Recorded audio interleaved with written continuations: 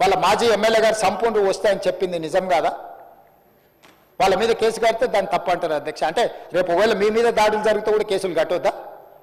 ఒకవేళ మీరు ఎక్కడైనా పర్యటనకు పోయినరు సేమ్ అట్లనే అక్కడ కొంతమంది ప్రజలు మాకు పరిశ్రమలు కావాలి, పరిశ్రమలు పెట్టాలి అడ్డుకుంటున్నందుకు మిమ్మల్ని కూడా బండరాలతో కొడతామని మీ కార్ల మీద బండరాలు ఎత్తేసి మిమ్మల్ని చావు బతుకుల మధ్యలో పరిగెత్తించాను అనుకో ప్రజలు, అప్పుడు కూడా నేను కేసు పెట్టొద్దా? మరి చెప్పండి ఆ మాట. చెప్తే ఆటవిక రాజ్యానికి వదిలేద్దాం, ఎవరైనా దాడులు చేసుకోవచ్చు, ఎట్లయినా పోదాం.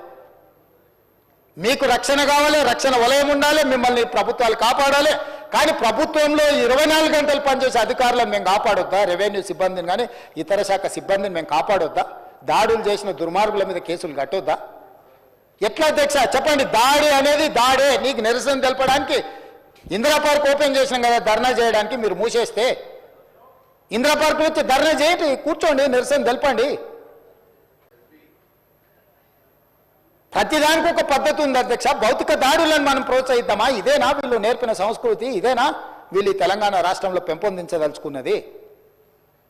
చేయొద్దా తెలంగాణను అభివృద్ధి? పరిశ్రమలు రావద్దా? పెట్టుబడులు పెట్టొద్దా?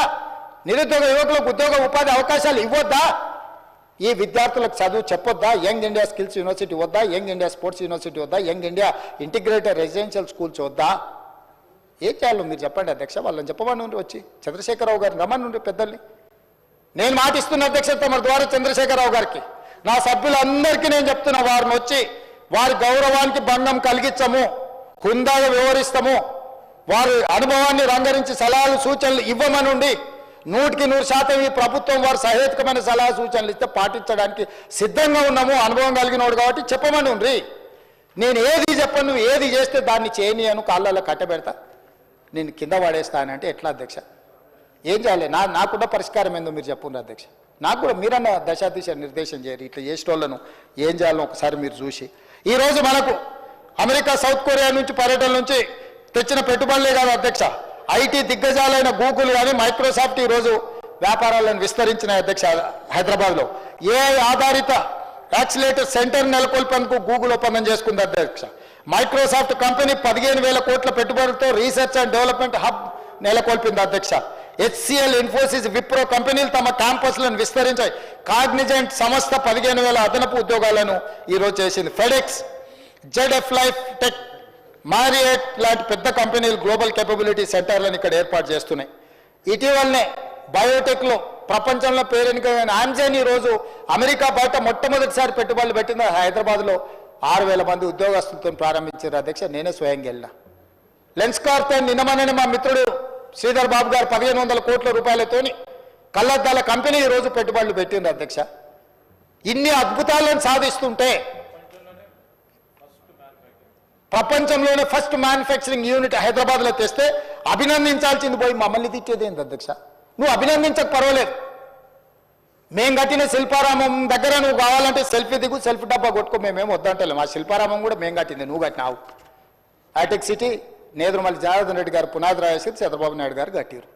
అక్కడ కూడా ఫోటో దిగి పెట్టుకో, ఎవడొద్దు అంటుండే. నీకు కావాల్సింది గంతే కదా.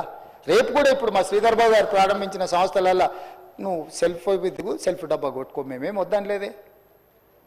కానీ అడ్డుకోవడం ఎక్కడి సాంప్రదాయము, ఎక్కడి విధానం ఇది? ఎక్కడ నేర్చుకున్నారు ఈ విధానము? ఈ విధానం తెలంగాణకు మంచిదా అని నేను అడుగుతున్నా అధ్యక్ష. నాకు అర్థం కావట్లేదు అధ్యక్ష. ఈ 15 నెలల్లో వాళ్ళ విచిత్రమైన పోకడలు, వికృతమైన చేష్టలు. ఇట్లా ఆయన పెద్ద మనిషి అని చెప్పాలి కదా. ఈ పిల్లల కట్టి తెలియదు, తాడిపొంగడం లేని వాళ్ళు అనుకుందాం కాసేపటికి. పెద్ద మనిషి అని చెప్పాలి కదా, ఇది పద్ధతి కాదు, ఇది తప్పు అని. మన ఇళ్ళలో మన పెద్దలు మనకు చెప్పారా అధ్యక్ష? ఈ వయసులో కూడా నాకు అప్పుడప్పుడు జానారెడ్డి గారి దగ్గరకు వాళ్ళ దగ్గరకు పోతుంటాను. ఎందుకు? మనకంటే అనుభవం ఉన్నో లేదని చెప్తే నేర్చుకుందామనే కదా. మీ ఇంట్లోనే అనుభవం కలిగిన వాళ్ళు ఉన్నప్పుడు నువ్వు కూర్చోబెట్టి చెప్పొచ్చు కదా చంద్రశేఖరరావు గారు. మేమేం వద్దంటలేమే, చేయమనే అడుగుతున్నాం కదా. అదేవిధంగా అప్పుల గురించి మాట్లాడుతున్నారు అధ్యక్ష.